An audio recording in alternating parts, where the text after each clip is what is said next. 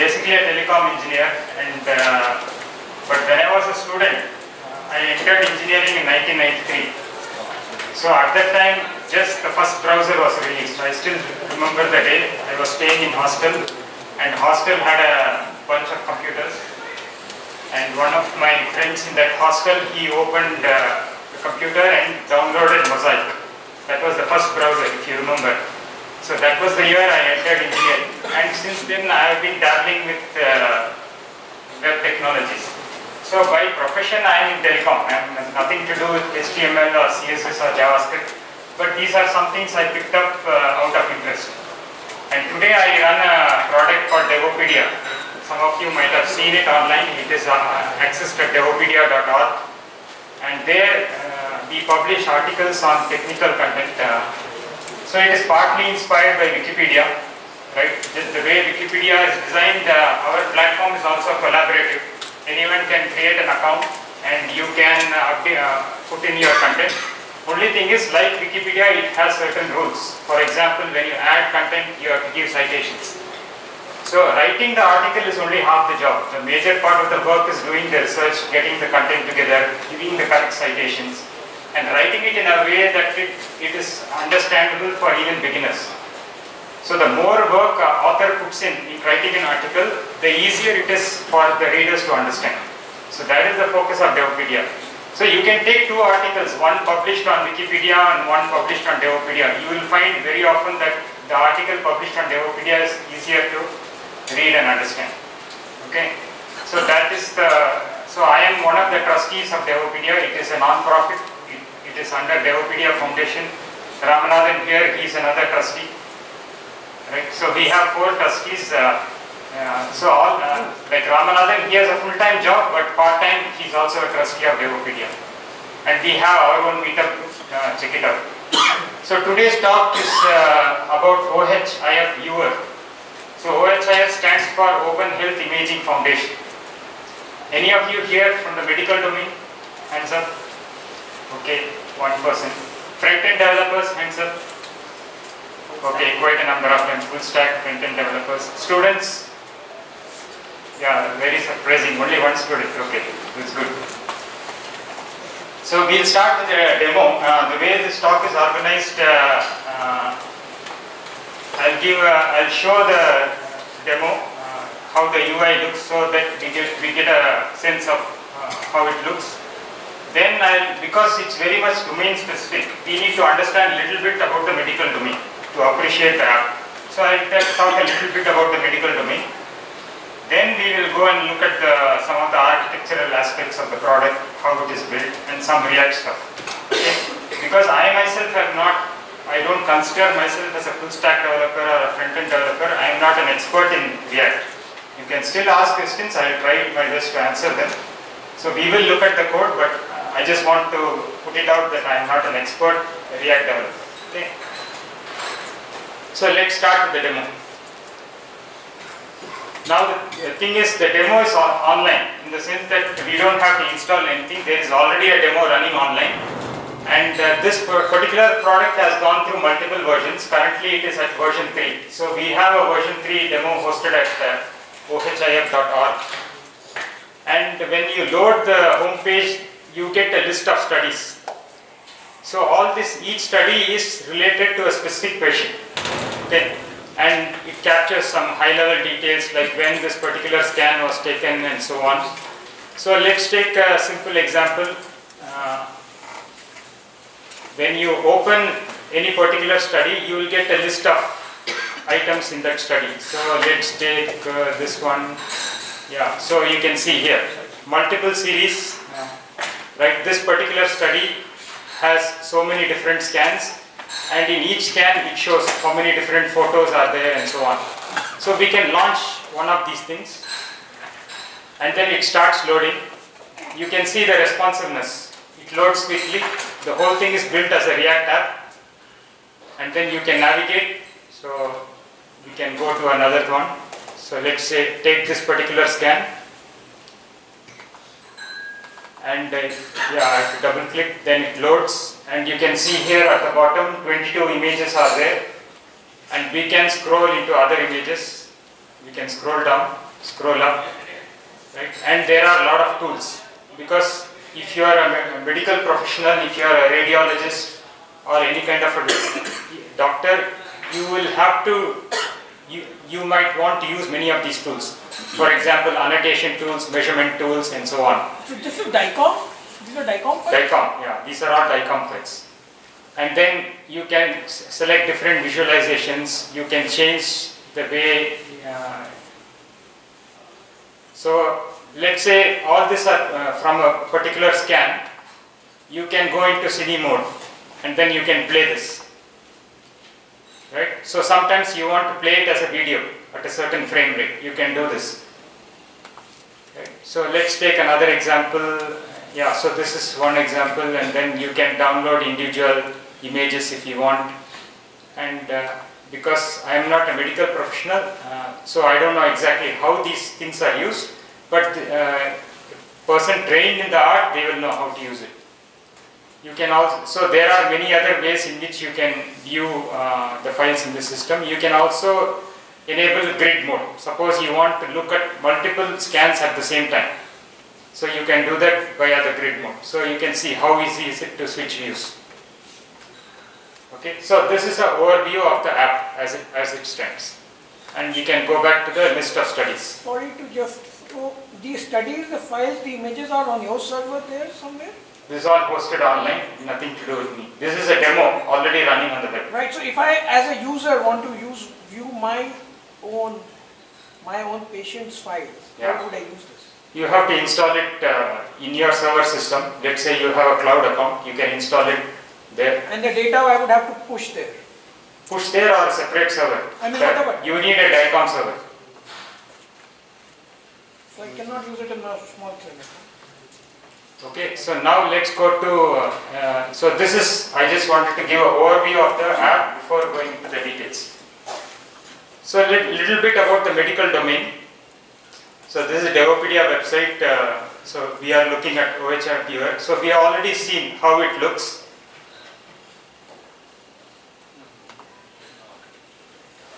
So let's say what is the typical, way in which medical professionals look at these images. So typically if you see on the left side over here, you have a machine. So we are familiar, it can be MRI machine or a CT machine.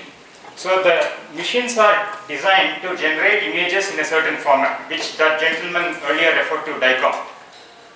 So why are images not in JPEGs or any kind of formats which we are used to on the web? Actually, the images could actually be in JPEG, but JPEG images are encapsulated into another format called DICOM. Why? Because along with images you need metadata as well. You need to capture data about the patient when the scan was taken, so some extra information is required. So the medical profession or the tech behind the medical domain, they have standardized. They have said we will use this format called DICOM. So the format that comes out of these scans, this is actually what is called the DICOM format. So it has the image data plus relevant metadata. That's what you need to understand. So these scanning machines, they take these images, put into what is called a DICOM server. Or in this case it is written as a DICOM router, which is an additional functionality. So the router will do some integrity checks on the image, and if everything is fine, it will put it to a system called the PACS, Picture Archiving and Communication System. So this PACS is what typically, there are many variants of PACS, but one of the variants is what is a DICOM server. So the images that are coming from the CT scan machines or the MRI machines, they have to be stored somewhere. Right? So the place to store it is a DICOM server. Now, in reality, the DICOM server could be anything. It could be a dedicated machine, or it could be in AWS as a VM, or if the image data can actually be on S3. So the actual implementation, it could be anywhere. So don't worry about that. So then there is another entity called Vendor Neutral Archival System, VNA. So we are not too worried about that for this talk. So if I am a radiologist, I will be accessing the images directly from PACS. And in my representation, PACS is a DICOM server. It is having all the images which have come from the scanning machines. So this is how the system is set up. Now you will notice the boxes which are in orange. These are extra things that are now coming into the medical profession. These boxes basically show that now people are integrating these traditional systems with artificial intelligence. Right?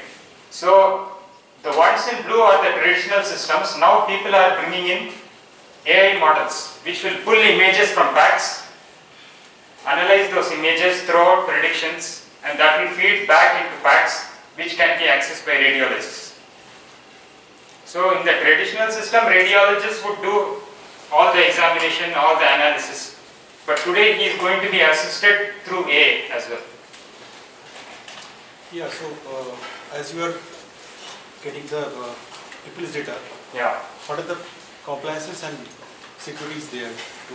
That will be there, yeah. So all those will be there. There is something. So most of the packs, they will have authentication in place. And in fact, this OHIF viewer that we are talking about today, that uses OpenID Connect to do the authentication, which is a standard way for people to authenticate access. But apart from that, you can also put in your own means of authentication if you don't want to use OpenID Connect. So that flexibility is also there. Okay. Now in traditional PACS systems, so why this OHIF viewer matters today? So in the traditional systems, these things were hard to install and maintain. Because in the medical profession, everything was like proprietary technology. You need specialized people to go and install these things. And many of these things, if they don't function properly, you could not debug them remotely. You have to go, somebody has to go to location, debug the system, and then fix it. Right? And first of all, nothing is related to the cloud computing. Everything were dedicated machines set up specifically for this purpose. So that is why, OHIS started investigating, can we have a web-based solution to do all this? And today, OHIF viewer is one of the leading systems, but there are now dozens of systems like this out there, where everything is posted in the cloud and you can access it through the web, which means what? A surgeon or a radiologist who is doing the analysis, they don't have to install anything in their desktop or in their tablets. So they can access it directly using a web browser. So that is the beauty of the system. So zero installation for using the system. How the machine could connect with the system, because there could be numerous hospitals, right? So how are they going to connect to the systems? So normally this PACS, either it could be a dedicated server within the hospital or it could be hosted in the cloud. So now I told you that I am not actually in this domain, or I am not the React developer as such. But how I got introduced into this project, so one of my friends who is in the US, so he, through another company, he was asked to set up this system in a hospital in South America. Okay. So this system was set up in South America, but my friend is a back-end guy. He knows embedded stuff, he knows Linux stuff and all those things. So then they said they wanted to modify the UI in a certain way.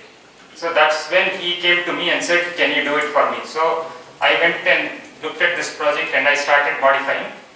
So the way I do it in South America, they have set up the server in the hospital. So I do a SSH into the server and do all the changes on the server. Right? So that is how it is done. So this entire system is like an open source setup that can be implemented in any hospital free of cost, provided they have the hardware. That's the free of cost means? And it's an open source setup, right? Yes, it is open source. The software and all is open source. Right? Yes, yes. As long as the hospital provides the hardware, yeah, cloud, they can set up the whole thing in-house. Yeah. So it is kind of the SaaS service you are going to provide, SaaS kind of service that you plan? No, I am not dealing with the business aspects. Okay. Yeah, so that my friend is dealing with it. But I just make some UI changes to get it working. You had somebody had a question? I had out on hardware. Yeah. We are using MRI and CT. Yeah. What is the, it costs around 2,000 something to set up one machine. Do you have any idea like which part is costly? I didn't get the question. MRI or CT machine cost Yeah. around 2 crores. Yeah. What is the main cost involved there?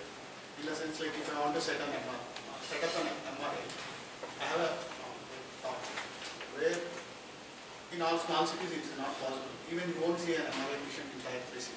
Yeah. Is it possible I just take the images and I process it somewhere?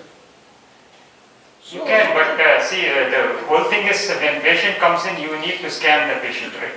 Which So is you need the machine for that. So you need the machine to scan the patient. After that scanning, it will give you a what's the CD, cost right? involved in that? What is the cost? The involved? scanner. I think his question is why is MRI machine so expensive? What Because is it's the a Oh, I don't know. Yeah, because of the technology. Because of the fact that you need 2 Tesla magnets, or where do you get So those there is a Tesla cost. magnets? And then, Yeah. So one is the hardware cost itself. and then the Second is the design cost. Can I separate it? Separate it in the sense, can I just do scanning here and machine can process? Yeah, once the images are acquired, you can put it into the PAC system and the images can be processed. But acquisition is the challenge. That is where you need the machine. That machine only does that. Yeah, I mean, you are paying for a certain design and for the. See, I'll ask you, iPhone. Some of the iPhones are 1 lakh. You can ask it, why does it cost so much, right? No, no. I have a different. Because some people will copy that and sell it for a few thousand rupees, right? So I can't answer that, but yes, those machines are made expensive, but if you are into innovation, maybe you can create a machine which is cheaper, which does the same thing. I'm not saying it is impossible, it can be done. Yeah. Yes. Is it that integration is seamless between the application and whatever decom router, right? Yeah, it's a good question. See, traditionally there were, let's say between the router and the PAC system, or between the machine and PACs, or even from the workstation and PACs. Traditionally, the access was very proprietary and difficult to implement or maintain, whatever. Now, what has happened? Along with DICOM, there is another thing called DICOM web, which is basically exposing the data through REST APIs. So now once you expose the data through a REST API, it becomes easy for web applications to access the data. So that is where the whole thing has changed in the last few years. So DICOM is now exposed through DICOM web, which is a REST API based access. Got it? One more question, somebody here? So most of the introduction I have covered. So now you have already seen the app, and many of you are kind of experienced front-end developers. Now I will ask you from an architectural perspective, how are you going to design this? Look at the UI. What would be your thoughts? How are you going to design it as a React app, or maybe some other app, doesn't matter. Think in terms of architecture and design. What would be your approach? So you can see what are the things happening here. There is a side panel where different studies are captured. Then here you can scroll through all the images of a particular study. Then some tools are there on the right. Not only that, you can collapse. If you want more space for analysis, you can collapse. So now for your grid layout, you get more space. And you have a bunch of tools here. You have a drop down here and so on. So now from an architectural perspective, how will you capture all this? What would be the approach? Component based. Component based, what are the components? So say side panel, then the main visualizer, Okay. top panel, and the Okay. So you can think of it as a layout, right? So you got the idea. There is a side panel. There is the main area where all the images are displayed. Then here another panel, tools. What else? So some layout we have captured. Each one is a component by itself. Then and there is a communication between the parent and child. So okay. Yes. So some hierarchy is there. Okay. What more can you say about these tools? So you are using some frame material design or something, otherwise it will be very difficult to construct from scratch. So yeah, so some CSS is there. not CSS. Like Design. Yeah. material Okay. design, Okay. material UI, Okay. and design or something like that.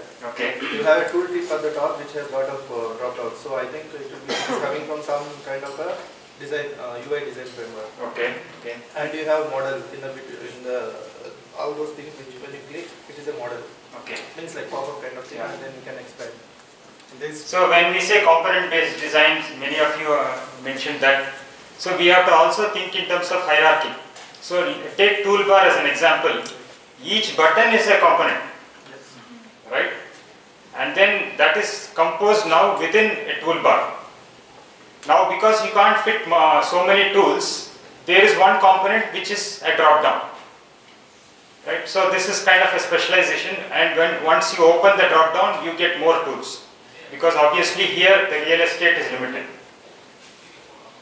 So these are some of the things. So now you get a picture. When you start your design, we get an idea. Okay, I need a toolbar. Within that there will be a tool component, right? And these tool components can be reused to create new tools.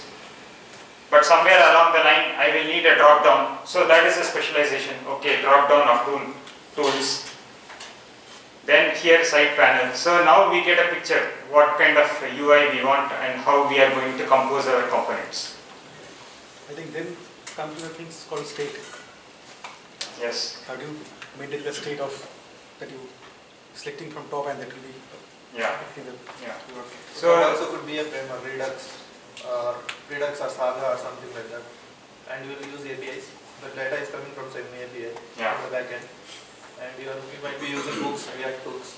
Yeah. So we'll look briefly at the code. So may I ask one basic question? This rendering that you are doing in the imaging, is that happening at the server end and coming back, or is it being done locally? It's all done locally. So we are going to show that. So let's go back to the architecture. What is the architecture of this app now? So we already understood component-based design, and most of that what we discussed is from here, UI. Right? This UI module that you see here is nothing but reusable React components.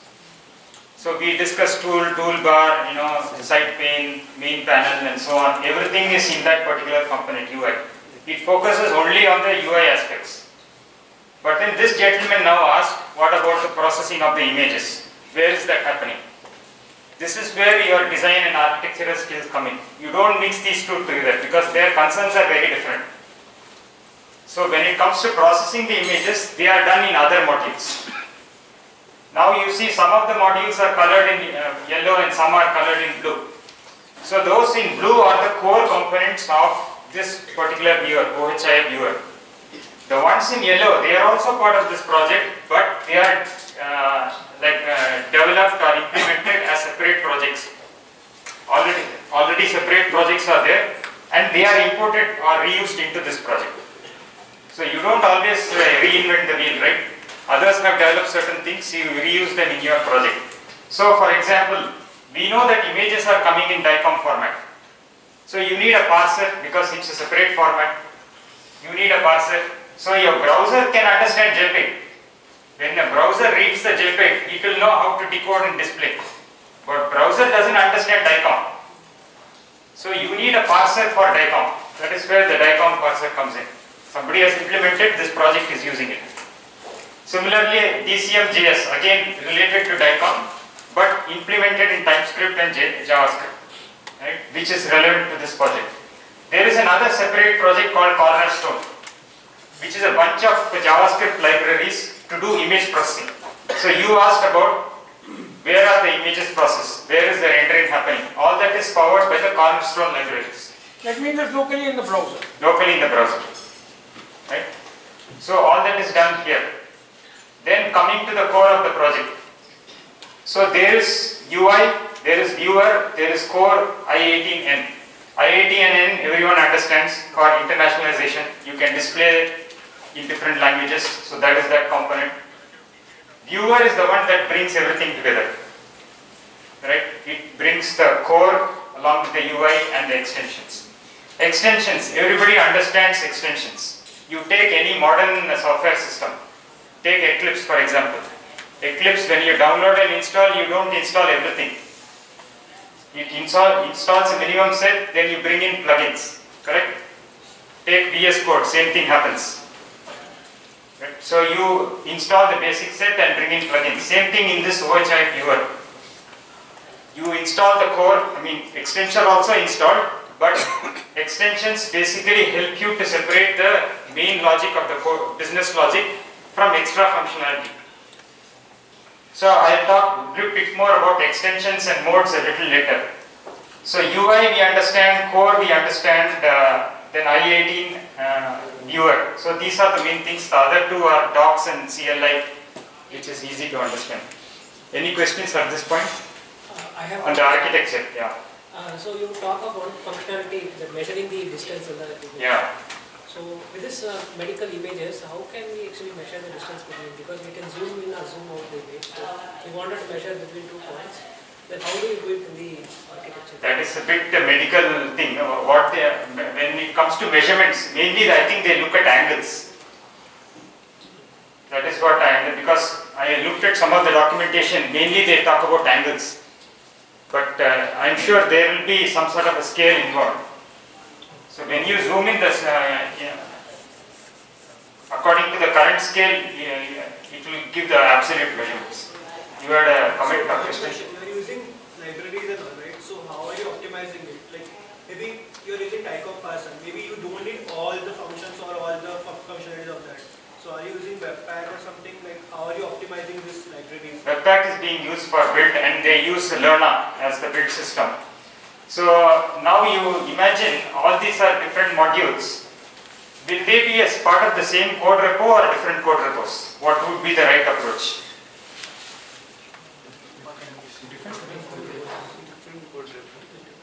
So actually they use what is called monorepo. People have heard of monorepo? Yes. Multiple projects organized in the same code, code base. And the way they do it is, so to facilitate that you need the right tooling. So they use Lerna build system. And if you go to the GitHub project, let's go to GitHub. So here there are multiple releases. Let's look at this list of releases. You can see here, this is a release, this is a release. Typically, you don't see this in a typical repo, traditional repo. So what is happening? Multiple projects are organized part of the same code repo, and each one is released separately. So that is why they call this a monorepo. What is the advantage of doing this? What is the advantage of having a monorepo? Anyone? Dependencies can be managed better. Dependencies can be managed better. Okay. So consistent design, somebody mentioned. Reusable, yes, yes, yeah. Utilized in all. Yeah. So suppose these two, they share a certain component or something, then it will be easier for them to reuse. Integration is better. Integration is better. Integration is better, yes. Yeah, that's it's true, but the thing is, we have to be careful. See, one of the things in software design is one module should be loosely coupled with another module. When you put them together as part of the same repo, there is a chance that there is some sort of a tight coupling, right? So there was interestingly, there was an article I think in IEEE Computing or ACM Communications saying why does Google store 1 million or 1 billion codes of line in a single repo? Yeah. I never read that article, but there was one thing about this talking I think 3-4 years back. And somebody can do a search and find out. I think that's the one idea that is talking yeah. about. So I also heard in Google they use monorepos quite widely. Yeah. So I have a doubt. So in monorepo, if one component fails, the whole system fails? No. It is all comes down to tooling and your software design practices. So you have to make sure that modules are loosely coupled, not tightly coupled. What is that CLI doing? Do you have another interface? Yeah, so there is an interface. I have not explored it, but I think there is an interface to query the database. Or, I don't know what it does, but yeah. So all the Yellowboxes are JavaScript libraries? All are JavaScript, yeah. Let's go back to the demo. So we'll look at an interesting example here. Okay, take this as an example. These are all scans from the same patient. Now you see in this particular example, both these are enabled. Right? Both these are blue. Let's open this one, for example, and see what is the UI. Okay, this is the UI. We have already seen this. Now let's look at the other link.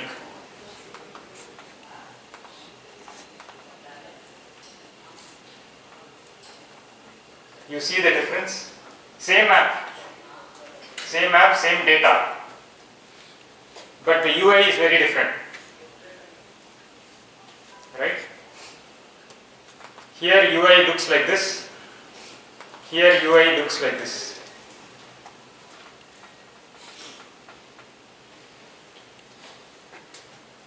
So how is this possible? So what happened in the previous version of the app is that in version 2, whenever somebody had to build a new workflow, when I say workflow, a radiologist has a certain workflow. Okay. 3D segmentation has a different workflow because the nature of the scan itself is different. So take for example ECG. ECG is not like a lung scan. An ECG is a time series data. So the way it has to be rendered on the UI is very different. The way the tools are very different. So if somebody had to design new workflow, what they had to do was to create a new extension. That is how it used to happen in version 2. Then later all these guys are experts. They know what they are doing. Even after being such experts, they can make mistakes. So these things come only through experience. They realize that this is not the way to do it. We need one more abstraction. Just having the core modules and extension is not enough for our system. That is where modes came into play. So in version 3, they introduced what is known as a mode. So what is a mode? Very simple. Look at this figure. So on the left side, we see 4 different modes. AI, organ segmentation, cardiac workflow, longitudinal viewing, radiotherapy. Each one has a different requirement in terms of visualization and UI. So how all the other parts are brought together? They are brought together through the modes. So you can imagine AI's organ segmentation as an example. So for this mode, it adds a certain set of routes. So from all these routes, it uses this particular route for this mode. For this mode, there may be dozens of extensions, but this mode requires only 3 or 4 extensions. So those extensions are brought into the main app. Then it connects to the proper data source and the proper templates. So now you can think of mode as another abstraction on top of extensions. You don't use the extensions directly, but extensions are used through the modes. Now you imagine a different mode, it will use a different set of routes, different templates, different extensions. So it basically some configuration? Exactly, you can think of it as a configuration. Right? Now what is the beauty of this? The end result is in a single app you can have multiple mini apps, so to speak. So you can see the visualization here. This looks very different from this, but they are part of the same app. Okay. One more thing in terms of performance I should mention, many of these extensions, they process the images also extensively. So now you can block the UI rendering because of this heavy processing. So most of the extensions and the core also, they use web workers. People are familiar web workers? HTML5? It frees up the UI thread. Yes. Yeah. So that is one of the things, and some of the libraries, they also use GPUs. Because just processing things on CPU is not going to do it when it comes to image processing. When you're talking this in the UI, Yeah. how they are giving which are running in a browser, right? How they are getting processed using GPU? That I don't know. No, the API level they will configure. There must be a way to access it, right? I can explain how this is working. This, for example, the other one you showed is running in an machine, which is a GPU based machine. If you want, you can try, go to DNS dumpster, you can see which machine it is running on. And type your, you can try now, so it will be clear how it is running. What is it, your DNS dumpster. dumpster? Yes. That's it. Yeah, enter. Open the first page. And type that URL, ohif.org. The demo? No. Just the ohif.org. Okay. It will not be exact this one. I will just show you how. But it's a subdomain, no? The demo is running in a subdomain. ohif.org is a... Yeah, so if you come down, see what are all the records are related to that. Will come up, and if you come down, there will be the graph. So can you please expand the DNS part? Which you want? The enlarge. No, this question is different. Yeah. No, how it is running means like it is running from that machine. His question is GPU related. Yes, the machine is powered by GPU actually. How can we utilize Browser, users browser now. No, it is not using in browser. It is running in a machine. In the browser, right? No, so many browsers have the, if your browser is compiled with those extensions, it will use the GPU for graphical rendering. That's what the That is browser running in a does. machine actually. It is not running in a browser. So it processes and comes into the browser. No. Processing happening in the browser. Processing happens in the browser. From the server, we are only getting DICOM images or objects. Okay. And all the rendering and processing happens on the browser. And the browser is intelligent enough to pass on any graphical information to the GPU itself. That's the process part of how the browser is interacting with So then you have to use some API, right? that browser. To do that processing. So that That's what API runs API in the will machine, take the... which is powered by GPU. Yeah, So that's take this for example. We are looking at this image.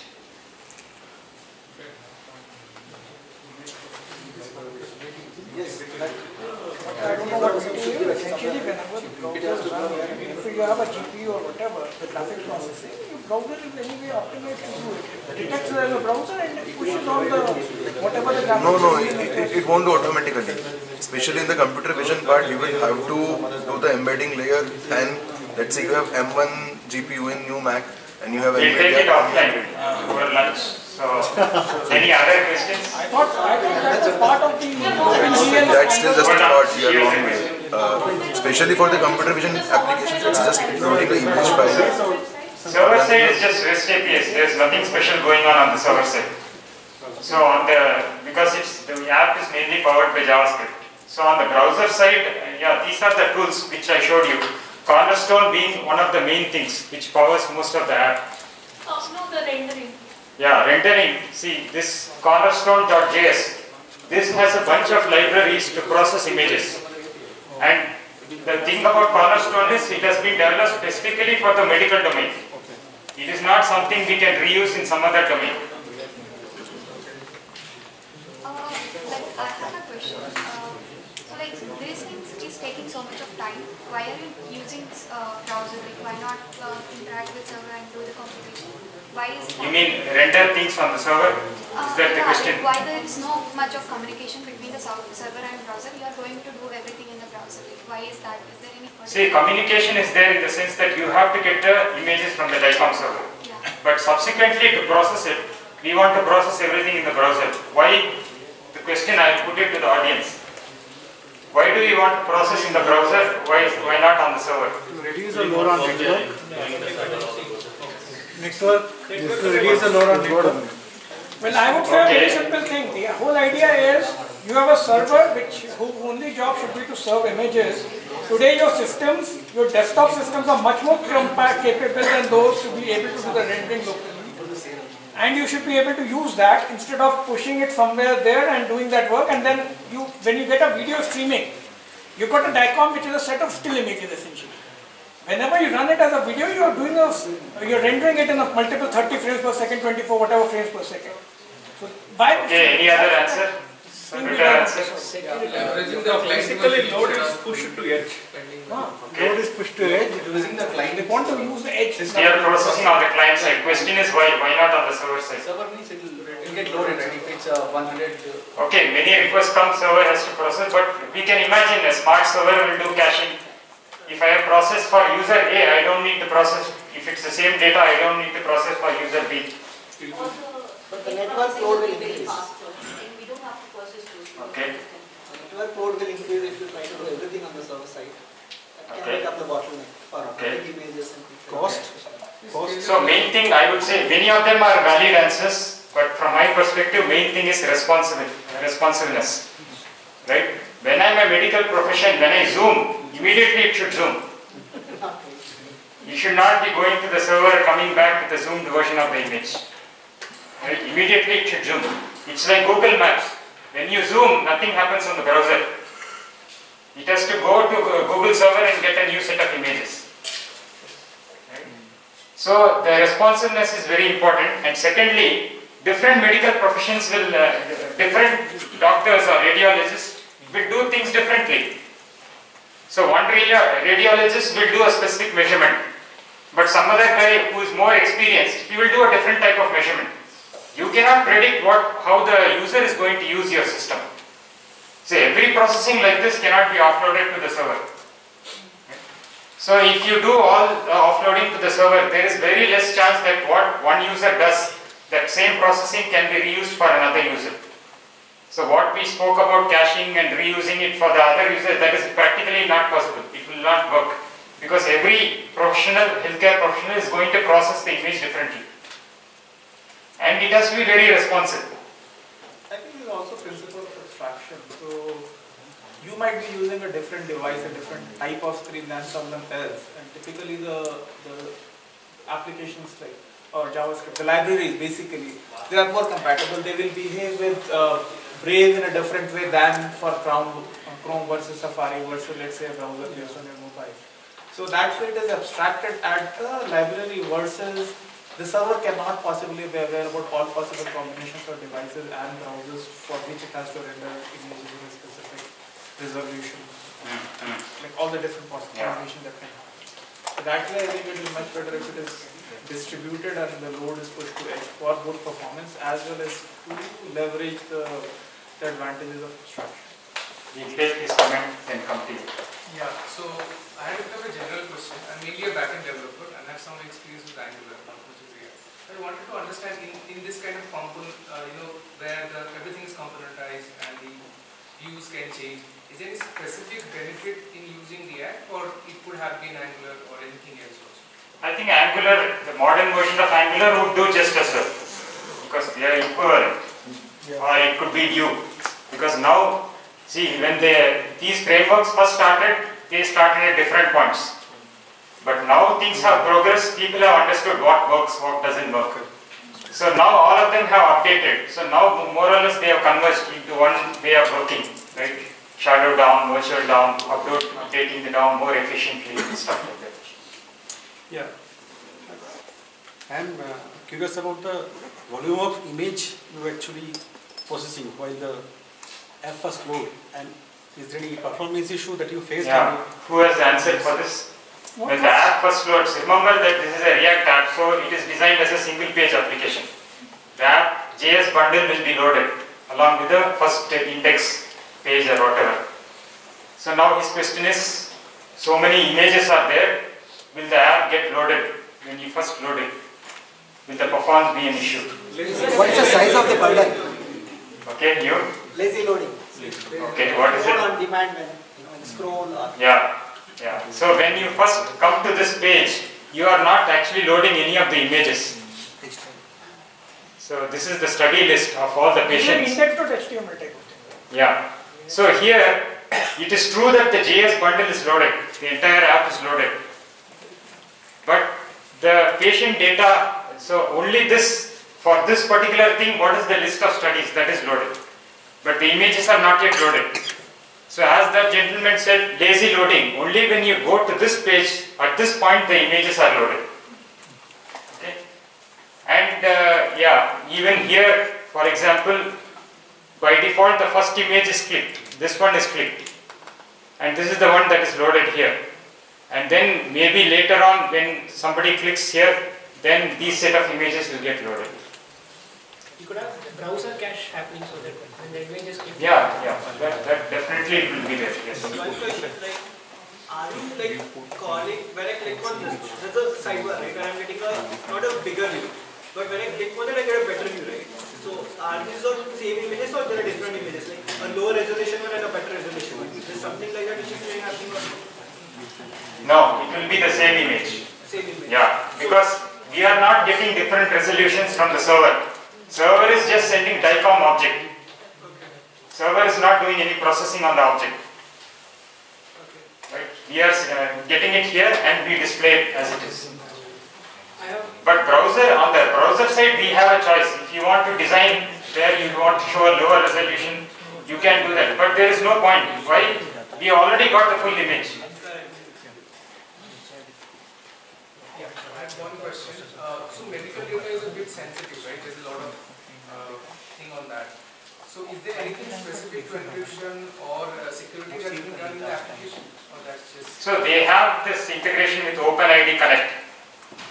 You can build in other authentication methods as well. So there is flexibility to extend it. I'm sure they would have followed HIPAA for sure because all health related should have that complaint. This is demo data, so it is openly available. But let's say with a South American company I'm working with, there it is not so trivial to access. Anything else? When you are entering the image, we have that scroll bar, vertical scroll bar. So is that developed on JavaScript? Which vertical scroll bar? Say when you are zooming in, okay. there is a scroll bar which is getting in Zoom. Yeah. So actually my image is not displaying. It looks like browser has frozen it up. Okay, let me refresh the whole page. See if that frees it up. No, I think it had 311 images. Yeah. So which scroll bar you are talking about? This one, this side. Yeah. So this one there is no scroll bar because there is only one image here. Can you see one? But let's say this one 311. If I click this, then I have a scroll bar here. Right? If I scroll, it will go to the next image. So it is and if I go into cine mode, it will simply play the whole thing in an infinite loop. So this is a PET scan. So just showing it frame by frame? Frame by frame. You can select the rate, 24 frames per second. So what is the framework? React. React, okay. This UI. Library, Cornerstone. Okay. Yes. Any state management, like definitely it is there. You have to look into the code to do all that. You open transition Still there is no So what is the size of the bundle? Size of the bundle. Which we are loading in the browser. Yeah, I got it. I don't know if it is shown here. So this is.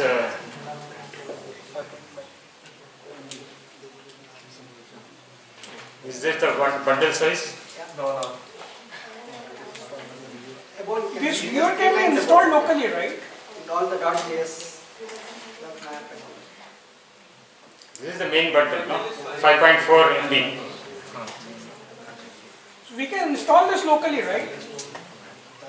Yes, so as a developer, that is what I have done. I have cloned the repo and I have built it locally. Yeah.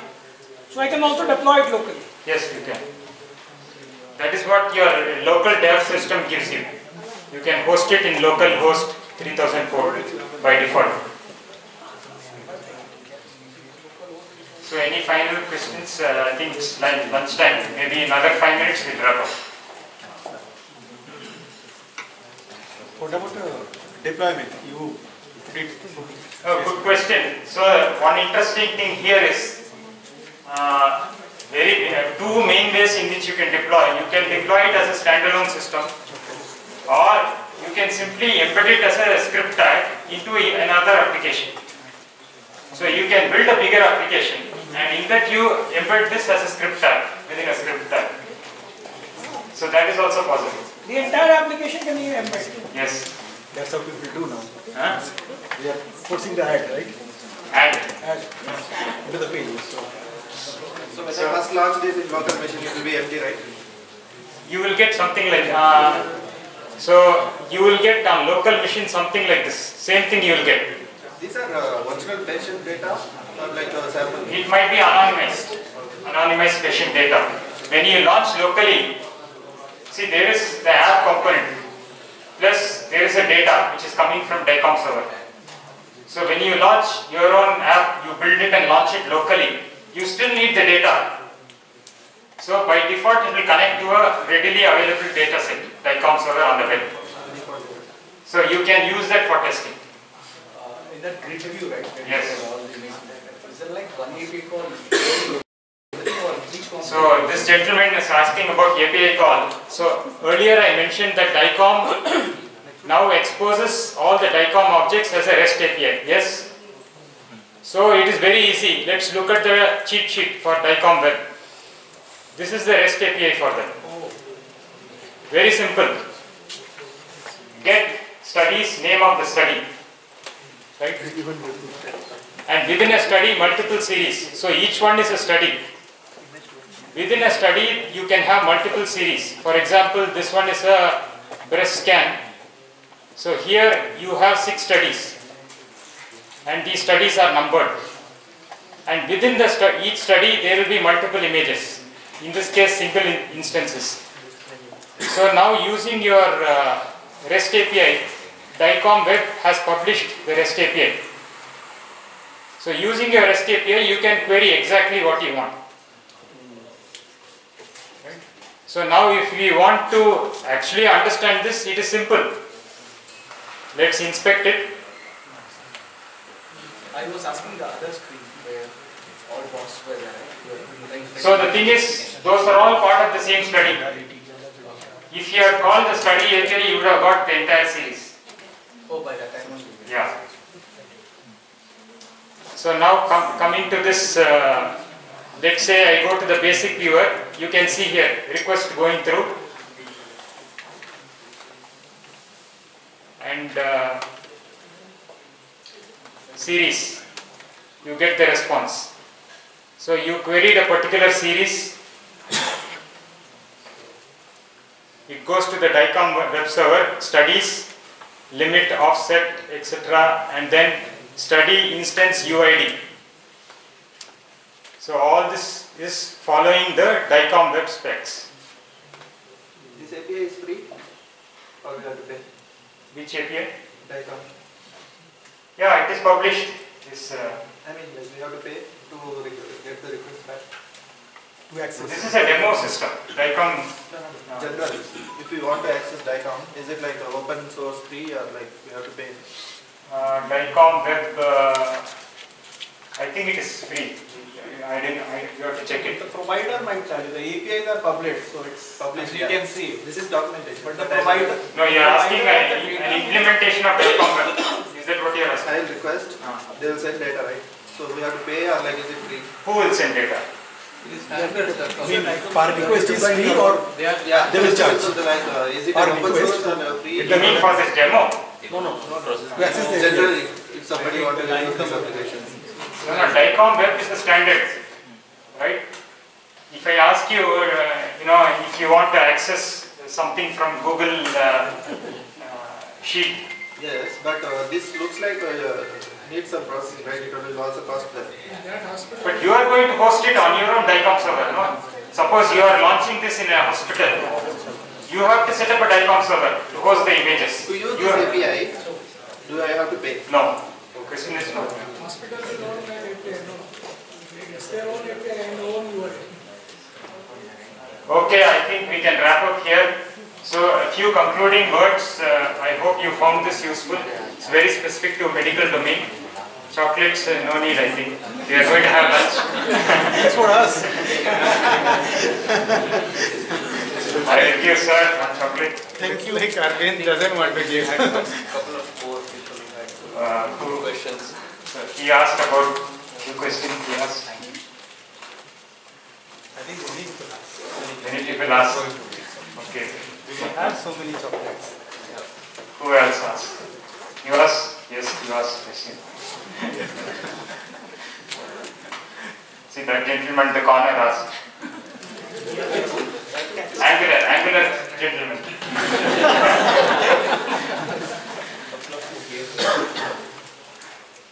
Raj didn't ask. He's wearing the mask anyway. You can't eat. They click the photo. Oh, you click the photo. Okay. Okay. So the thing is, yeah, I hope you got an appreciation of what they do in this particular domain. And in every domain, technology has penetrated. And this is how, they have adopted web technologies and cloud computing in the medical domain. And one of the things earlier also in the earlier speaker, Naveen, his first slide he showed, there should be a combination of both practice and theory, right? So, as a software engineer, we have to keep writing code to get better at the art of writing code, right? In the art of design and architecture. But not only that, just studying documentation and studying React documents is not going to make you a better React developer. So you have to look at good projects out there and study those projects, how they are doing it. So this is one of the ways in which you can learn or become a better software engineer. And so this is an example where you take up the OHIF viewer as a project. It's an open source project. Study the code, see how they are building the entire app in React. If you study and understand this code, you will naturally become a better React developer, right? So this is just an example. You can take any other open source project, study the code, how people are implementing code in that project. So you will gather the industry best practices, which will make you a better React developer.